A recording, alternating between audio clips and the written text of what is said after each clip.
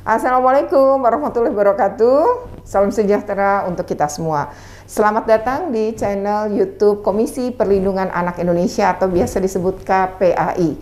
Kali ini saya akan membahas tentang kasus tawuran. Nah, pasti banyak yang tahu soal tawuran. Tapi kali ini tawuran terjadi pada hari pertama pembelajaran tatap muka di Kota Bogor. Dan yang terlibat tawuran adalah dua SMA, yaitu SMA Negeri 6 dan SMA Negeri 7. Yang kebetulan ini musuh bebuyutan. Jadi tawuran ini sebenarnya sudah terjadi selama bertahun-tahun. Nah, terjadinya membuat semua orang miris karena pada hari pertama pembelajaran tatap muka, dampaknya akhirnya Wali Kota Bogor memutuskan untuk menghentikan pembelajaran tatap muka yang baru saja dimulai 1 hari di sekolah ini. Nah, yang rugi banyak kan?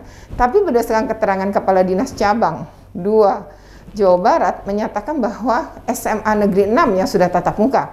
Tapi SMA Negeri 7 sebenarnya baru menggelar tatap muka pada tanggal 11 Oktober. Jadi sebenarnya belum tatap muka yang satu.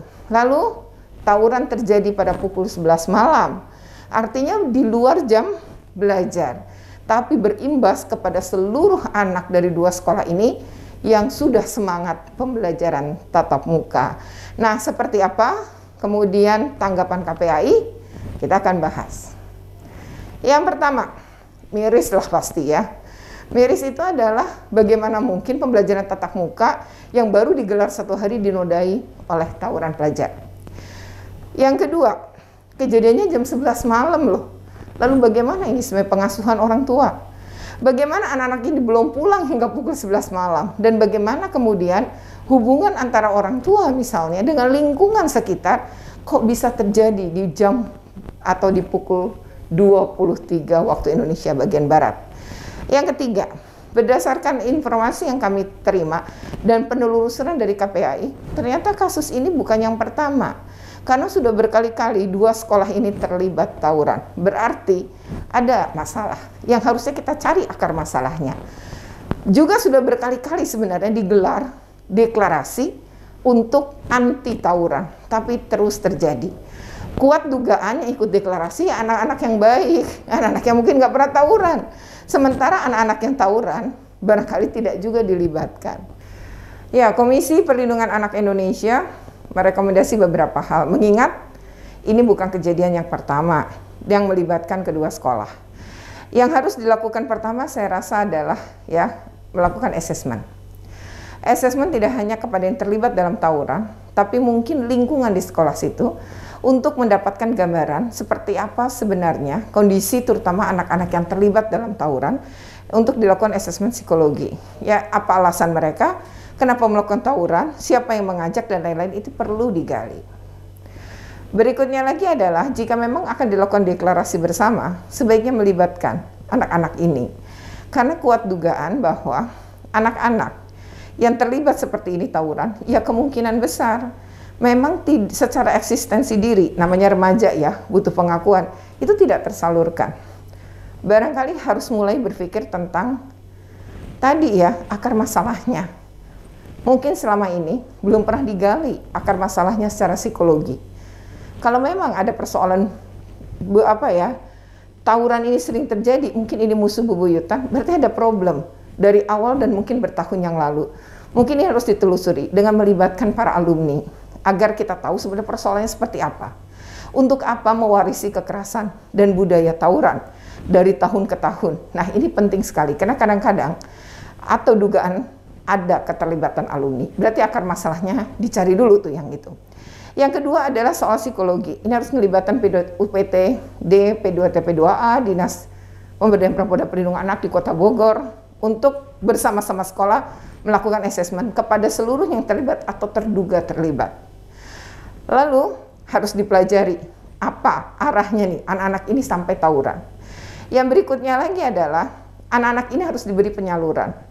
Penyaluran yang tidak distigma tentunya, jangan membangun stigma pada anak-anak yang sudah tawuran, tapi diterima, dimaafkan apa adanya, diterima apa adanya, lalu cari potensi mereka. Biasanya anak-anak yang dengan potensi, yang memiliki potensi dan disalurkan potensinya, sehingga dia berprestasi, nggak mungkin dia berpikir tawuran kan. Jadi anak-anak ini mungkin secara ke akademik mungkin tidak tinggi, secara prestasi tidak memiliki. Nah, coba sekarang cari, setiap orang pasti punya kelebihan. Menurut Gartner itu ada 9 loh kelebihan, dan kecerdasan itu ada. Kalau dari 9 kecerdasan itu kan akademik cuma salah satu. Artinya kalau orang tidak memiliki kecerdasan akademik, sebenarnya bisa dicari kecerdasan yang lain. Nah, berarti ini harus digali nih.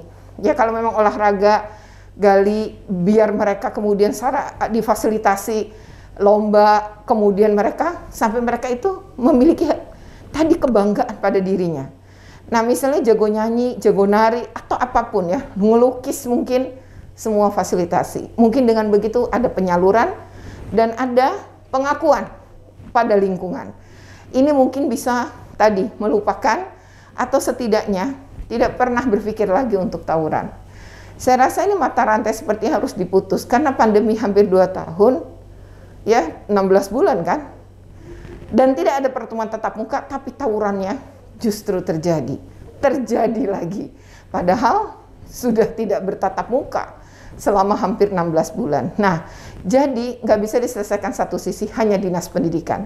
Dinas pendidikan harus bekerja sama dengan dinas pemberdayaan perempuan dan perlindungan anak, juga mungkin dengan dinas sosial.